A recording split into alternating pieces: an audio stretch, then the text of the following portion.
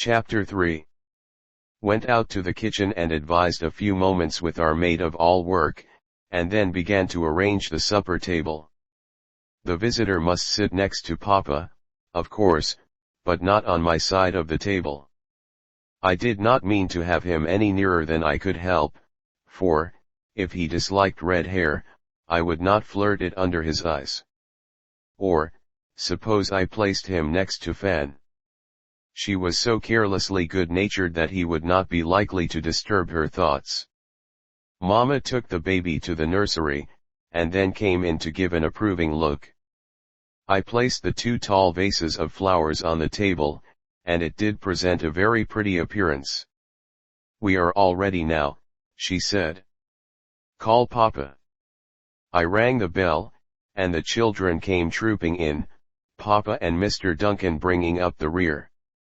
Fan glanced at the places, and looked pleased, I thought. "Here, Mr. Duncan," she said, with a pretty wave of her hand, and he took the proffered seat, giving me a quick glance, that brought the warm blood to my cheeks. We had a merry time, for, after all, strangers were no great rarity, and we were always merry in our snug little nest.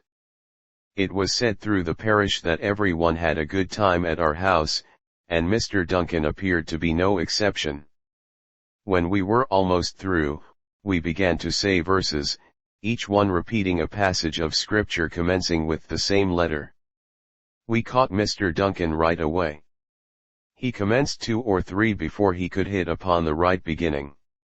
"You see, I am not very ready with my wits," he said, laughingly. Lily, Daisy, and Tim always had a romp with Papa afterwards, but my duties were not ended until they were snugly tucked in bed. You see, we could not afford nursemaids and all that on Papa's salary. But then, frolicking with them in bed was such a delight that I never minded the knots in their shoestrings, and the loads of trash that had to be emptied out of their pockets, to say nothing of mischief and dawdling, and the heaps of dresses and skirts lying round in little pyramids.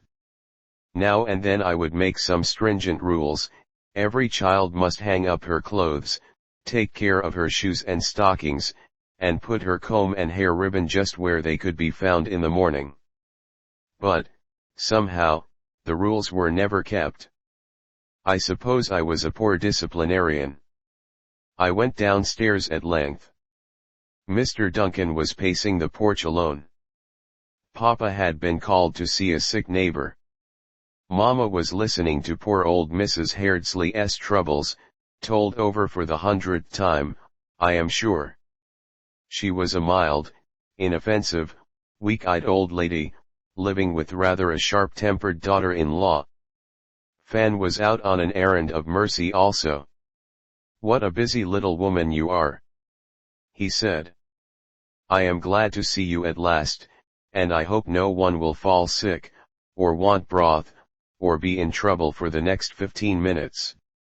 I suppose clergymen's houses are always houses of mercy. I begin to feel conscience-smitten to think that I am adding to the general burden." "What will you do with 2 boys?" "I cannot exactly tell," I answered slowly, at which he appeared a good deal amused, though I did not see anything particularly funny in it. "I think I would like to come myself, if I were not going over the seas." "What would I be good for? Could I do parish visiting?" "Yes, and teach the Sunday school, and go around with a subscription list, and—" "Oh, the subscription list finishes me. I should stop at every gate, and put down a certain amount, and pay it out of my own pocket. Begging I utterly abhor. But if you had nothing in your pocket, if your neighbors were richer than you, and if you were trying to teach people that it was their duty to provide for the sick and the needy. Why, what a little preacher you are. Let us go out in the moonlight. What a lovely night. Suppose we walk down to meet your father. He said he should not stay long." I could think of no good excuse to offer, so we sauntered slowly through the little yard and out to the street, both keeping silent for some time. Miss Endicott, he began presently, "I wish I could interest you in my brothers. You have such a quaint, elder sister air, that I know you would have a good influence over them, though they may not prove so very interesting," he went on, doubtfully. "Louis is nervous, and has been ill, and boys are well, different from girls." I was not such a great ignoramus. I suppose he thought, because we had a house full of girls, we knew nothing whatever of boys, so I answered, warmly. "The parishioners sometimes come to tea with 2 or 3 boys, who think they ought to demolish the furniture as well as the supper. Then there are the Sunday schools, and the picnics, and the children's festivals. So you do see boys in abundance." "They are no great rarity," I replied, drily. "And you do not like them very much?" "I do not exactly know." He laughed there. It vexed me, and I was silent. I think it a mistake when the girls are put in one family and the boys in another. Sisters generally soften boys, tone them down, and give them a tender grace. "And what are the brothers' graces?" I asked. "Boys have numberless virtues, we must concede," he returned laughingly. "I think they perfect your patience, broaden your ideas, and add a general symmetry. They keep you from getting too set in your ways." I saw him smile down into my face in the soft moonlight, and it did annoy me. Men are always thinking themselves so superior. Our mother died when Stuart was a baby. She was always an invalid. But the summer I spent with your mother is such a sunny little oasis in my life, that I wanted the boys to have at least one pleasant memory. I suppose I am selfish, one of the strong points of the sex." "Oh," I said, "I thought you were all virtues." "We have just about enough faults to preserve ballast. But perhaps you do not like the idea of their coming." He studied my face intently for a moment, from my round chin up to my hair. I remembered, in great confusion, that red-haired people were suspected of being quick-tempered. "I am sorry. They will be an annoyance." I ought to have thought. "You misunderstood me, Mr. Duncan," I began, with a tremble in my voice. "I should not have objected to their coming, even if I considered that I had a right. It will ease Papa's burdens in another way, and I am quite ready to do my part. Little girl, there are a good many things that money cannot buy," he said gravely. I had surely done it now. How mercenary he would think us! I could have cried with vexation. There was a silence of some minutes. I had an inward consciousness that we were not foreordained to get on nicely together.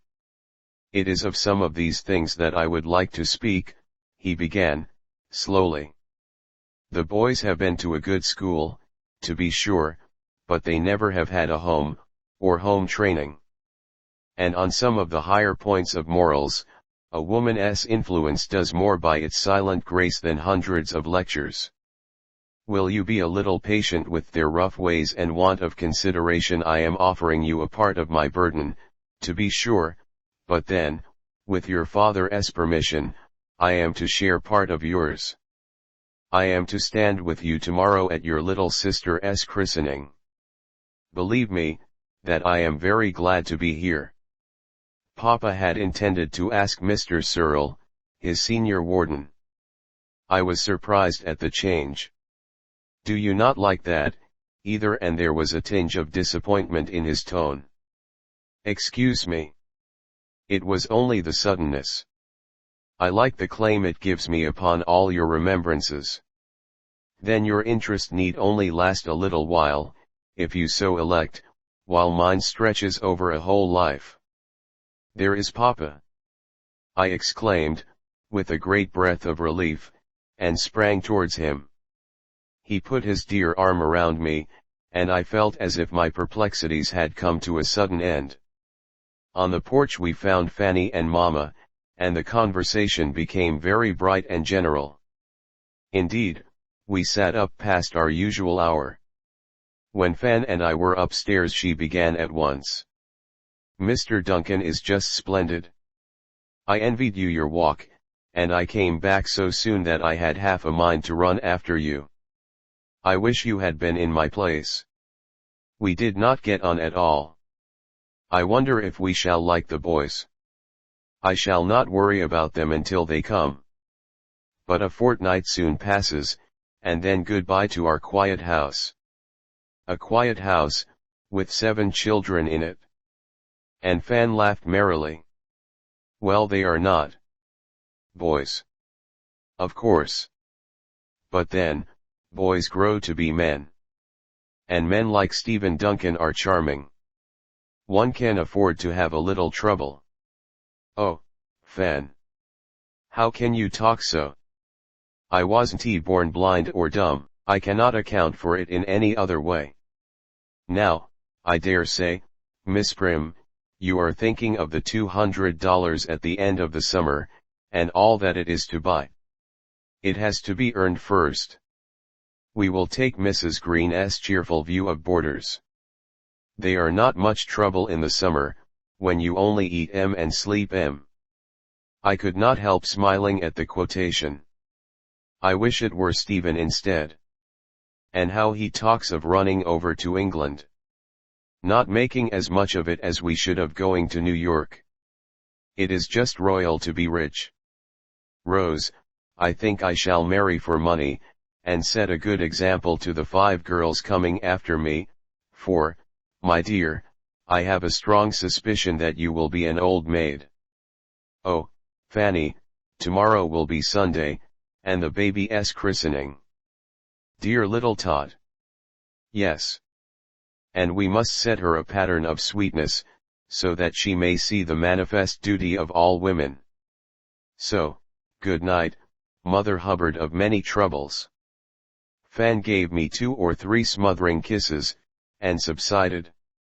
I tried to do a little serious thinking, but was too sleepy, and, in spite of my efforts, I went off in a dream about her and Mr. Duncan walking up the church aisle together, Fan in a trailing white dress. I awoke with the thought in my mind. But it was foolish, and I tried to get it out. Sunday was beautiful. The air was full of fragrance, bloom of tree and shrub, pungent odors of growing evergreens, and the freshening breath of grassy fields. After a pleasant breakfast, the children were made ready for church. Sundays were always such enjoyable days with us. I don't know quite what the charm was, but they seemed restful, and full of tender talking and sweet singing.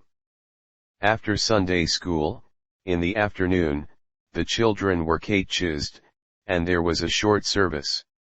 Very few knew of the baby's christening, so the congregation was not larger than usual.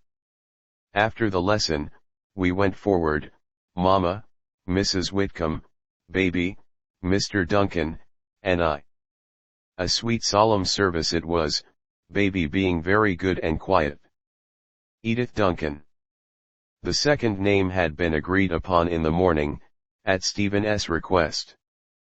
The children crowded around Papa afterwards. "I do not wonder that everybody loves him," Mr. Duncan said, as we walked homeward. "And I feel as if I had a small claim upon him myself.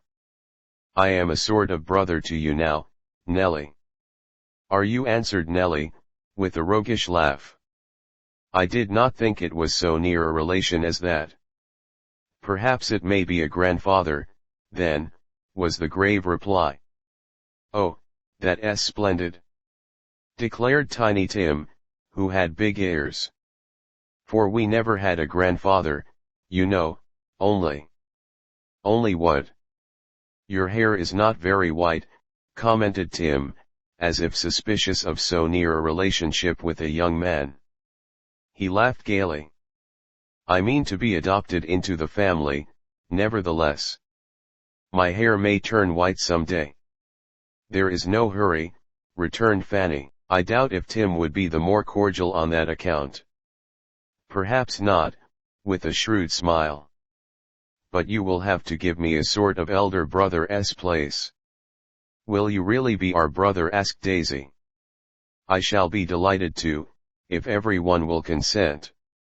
Ask Miss Rose if I may. You like him, don't you, Rose? Papa said. We will take him for a brother, I returned, gaspingly, my cheeks scarlet, for fear of some indiscreet revelation. I have never had any sisters, so I am very glad to get you all. I hope you will treat me well, and bring me home something nice when you go abroad. But we are not going, said Tim, and I don't believe I could hem a handkerchief nicely enough for you. Then it will have to be the other way. Let me see, 7 sisters. Well, I shall not forget you while I am gone. Mr. Duncan went to church that evening with Fan and Nellie, and, after he came home, had a long talk with Papa out on the porch. Papa had enjoyed his guest very much, and I was glad of that. It had been quite a holiday time. After breakfast the next morning, Mr. Duncan went away. He took little Edith in his arms, and walked up and down the room with her. I feel as if I did not want to go away, he said, turning to Mama. I think you must spoil everybody in this house. I almost envy the boys their summer vacation. Ah, Miss Fanny, you see I am by no means perfect. Fan nodded her head rather approvingly. I am not sure, but she liked a spice of wickedness. I shall remember your promise, he said to me, with his goodbye. What had I promised about the boys? Was it? Well, I would do my best. I should have done it without his asking. And in 3 months or so I shall see you again. Goodbye, little flock. Ah, little did we guess then how many things were to happen before we saw him again. But the house seemed quite lonesome without him. I made the children ready for school, and then went at my rooms. If the boys should be like Stephen, it would not be so very bad after all. There was a deal of work to be done in the next fortnight. Our maid, as usual, was called away, providentially, as Fan used to say of them at any new disappearance, and we succeeded in getting a middle-aged Irish woman, who could wash and iron excellently, but who knew very little about cooking. But Mama said there was always something lacking, and, since she was good and strong, it would do. All these matters were barely settled, when a note came, saying that Lewis and Stuart Duncan would be at the station on Friday at 4. Nellie walked over with Papa. I had relented a little, and made their apartment bright and sweet with flowers. I had a fancy that I should like Lewis the better. He, being an invalid, was, doubtless, gentle, and I wheeled the easy chair to a view of the most enchanting prospect out of the south window. Then, as usual, I went back to the work of getting supper. There is always so much eating going on in this world, and you need so many dishes to eat it off of. We are not flowers of the field, or fairies, to sup on dew. Oh, there they come in a carriage. Tiny Tim clapped her hands at that, whereupon the baby crowed and laughed. A hack with 2 trunks. A bright, curly-haired boy sprang out, and assisted Nellie in the most approved style. Then Papa, and a tall, slender young man, looking old for his 18 years. It did not seem a prepossessing face to me. The lips were thin, the brow contracted with a fretful expression, the nose undeniably haughty, and the cheeks sunken and sallow. Stuart was so different. Red and white, with glittering chestnut hair, and laughing eyes, that were hazel, with a kind of yellowish tint in them, that gave his whole face a sunny look. One warmed to him immediately. Mama went to the hall, and we followed, and the introductions took place there. Take the trunks up to the room, Matt, said my father. The boys bowed, and followed, Stuart casting back a gay glance. Papa took off his hat, kissed the baby, and sat down. I was quite shocked to see Louis, he said, in an anxious tone. He looks very poorly indeed. We must try our best to nurse him back to health and strength. Rose, there is some more work to do. The voices upstairs were raised quite high in dispute. Louis gave a tantalizing laugh. We never quarreled. I do not know that we were so much more amiable by nature, but our disputes were of small importance, and never reached any great height. So we all started rather nervously. Boys, said Fan, sententiously. Oh, Papa, dearest, I am so glad that you came into the world a full-grown, evenly tempered man, and that we all could not help being sweet if we tried, seeing that we follow your example. Do you? Returned Papa, archly. I hope you do not use it all up, and that there is a little left for the parish and the stranger within our gates. There seemed to be no cessation in the discussion upstairs, so, presently, Papa asked that the bell might be rung. Stuart answered the summons, coming down 2 steps at a bound, and shaking the house. Louis begs you to excuse him, he said, with a graceful inclination. He is knocked up completely. He made such a muff of himself at the examinations, that he has been cross as a bear ever since. He has a lovely temper. There was a droll light in his eyes as he uttered this. Your brother said he was in poor health. So he failed then, and Papa's voice dropped softly. Yes. Steve did not want him to try. He said there was no hurry about his getting into college. I only wish somebody would coddle me up, and tell me that I needn't study. I think the whole world is in a conspiracy against me. You seem to thrive on it, returned Papa. Oh, there is no use of worrying one's self into the grave, so far as I can see. I believe in enjoying everything that I can squeeze a bit of fun out of. So I laugh at Louis, and he gets angry. It is just possible that he may not see the fun, said Papa, soberly. That is his lookout. Is he really ill? Asked Mama. Not much, I guess. But he is as full of whims as any old granny. He should have been a girl. Keep him on your side of the house, retorted Fan. It is a good thing that boys do not monopolize all the virtues. He looked at her with a peculiar stare, then laughed. He did seem brimming over with merriment, and rather pleased that Fanny had shown her colors. So they had a little gay sparring.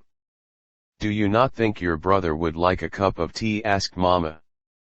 When he gets in a fit like this, he generally sulks it out, returned Stuart carelessly, rising and sauntering out on the porch. Mama could not resist, and presently went upstairs, tapping lightly at the half-open door. I wish you would go away, said a voice, crossly. It is I, exclaimed Mama, in her soft, yet firm, tones, that always commanded respect. Oh. Excuse me, and Louis half raised his head.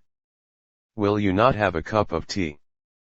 No, thank you, rather ungraciously. Can I not do something for you? Does your head ache? Yes. I do not want anything but quiet. Very well, you shall have that, she said, softly. She came downstairs, with a little sigh. Is the bear still on exhibition? Mrs. Endicott asked Stuart. I am afraid you, in your perfect health, do not realize how hard some things are to endure, she said, with a touch of reproof in her voice. I am glad I have not such a fearful temper. Miss Endicott, you play croquet, of course. I challenge you to a game. Fanny tripped gaily down the path. But Mama, I noticed, looked very grave. Please follow the next chapter and please press subscribe and share. Thank you very much.